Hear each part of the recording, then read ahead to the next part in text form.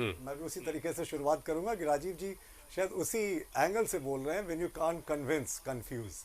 तो खैर चलिए, बड़ा एक दूसरे को हम लोग बिना टोका टोकी किए, सिर्फ दो ही गेस्ट हैं, बिल्कुल आराम से बातों को सुनेंगे, वक्त भी काफी है। देखिए, भारतीय जनता पार्टी पूरे तरीके से 1932 के खतियान की समर्थक है। आदिवासी मूलवासियों के लिए जो भी कानून सम्मत निर्णय लिया जाएगा, हम उसके साथ खड़े हैं। और जहां तक ओबीसी आरक्षण के 27% देने की बात है, न्याय संगत तरीके से आप करेंगे तो आप शायद एक कदम लेंगे, हम 4 कदम आपको चलते दिखेंगे। शरीफ जी, इस टॉपिक को 2 पार्ट में बांटते हैं। सबसे पहले आते हैं 1932 के खतियान में।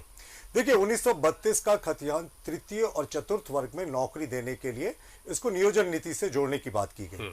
और भारतीय जनता पार्टी यहाँ के आदिवासी मूलवासियों की सदैव हितैषी रही है। राज्य को पहला आदिवासी मुख्यमंत्री साहब हम लोगों ने दिया बाबूलाल मरांडी जी के रूप में, दूसरा भी आदिवासी मुख्यमंत्री हम लोगों ने दिया अर्जुन मुंडा जी के रूप में।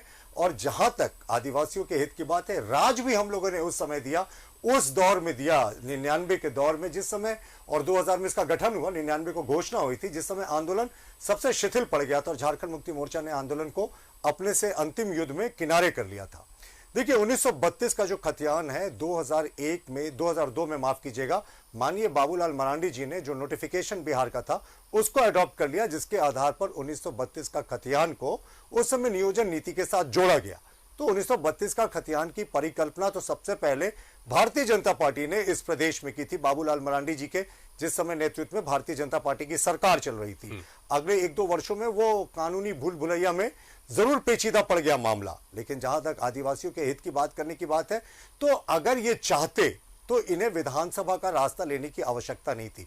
मैं 1932 के खतियान की बात कर रहा हूं, एक साधारण संकल्प से जो कैबिनेट से ये पारित कर सकते थे, जिस तरीके से रघुवर जी ने 1985 की कट ऑफ डेट घोषणा की थी और एक संकल्प से इसको जारी किया था, बाद में उच्च न्यायालय ने भी उसको अपहोल्ड किया था और कितने 90% से ज्यादा आदिवासी मूलवासियों की उस नियुक्ति के जरिए नियुक्ति हुई थी। तो अगर इन्हें भी 1932 सच में करना था तो इन्हें विधानसभा जाने की आवश्यकता नहीं थी, 9वें अनुसूची में भेजने की आवश्यकता नहीं थी। एक संकल्प पत्र जारी करके ये 1932 का खतियान लागू कर सकते थे। इतना कुछ करके साफ दिख रहा है कि माननीय मुख्यमंत्री जी को जो ईडी का सम्मन है उसे ये ध्यान भटकाने की कोशिश कर रहे हैं। 32 महीने 34 महीने 32 के खतियान को लागू करने के अगर आप इंतजार कर रहे हैं और वो भी आप इसको इस लंबे रूट से भेजने की कोशिश कर रहे हैं जिसकी आवश्यकता नहीं है, तो आपकी मंशा पर जरूर संदेह होता है। लौटते हैं शरीफ जी, जो 27% ओबीसी का आरक्षण की बात है। देखिए, भारतीय जनता पार्टी हमेशा से पिछड़ों के हक को देने के लिए प्रतिबद्ध रही है। कांग्रेस को बताना चाहिए कि जब बीपी मंडल ने दिसंबर 1980 में अपना मंडल कमीशन का रिपोर्ट दिया था, तो कांग्रेस की सरकार ने 10 वर्षों तक इसको क्यों दबा कर रखा था। बाद में वीपी सिंह के नेतृत्व वाली सरकार ने इसे लागू किया। देखिए साहब, पहला जो वैधानिक संवैधानिक स्टेटस देने की बात हुई थी पिछड़ा आयोग को, तो वो हम लोगों ने दिया था। अभी 27 ओबीसी केंद्रीय मंत्रिमंडल में मंत्री हैं, जो एक रिकॉर्ड है। 12 एससी मंत्री हैं और 8 जो हैं वो शेड्यूल्ड ट्राइब से मंत्री हैं। तो हमारा सबका साथ सबका विकास का जो नारा है वैसे खोखला नहीं है। मैं बस समअप कर रहा हूं शरीफ जी।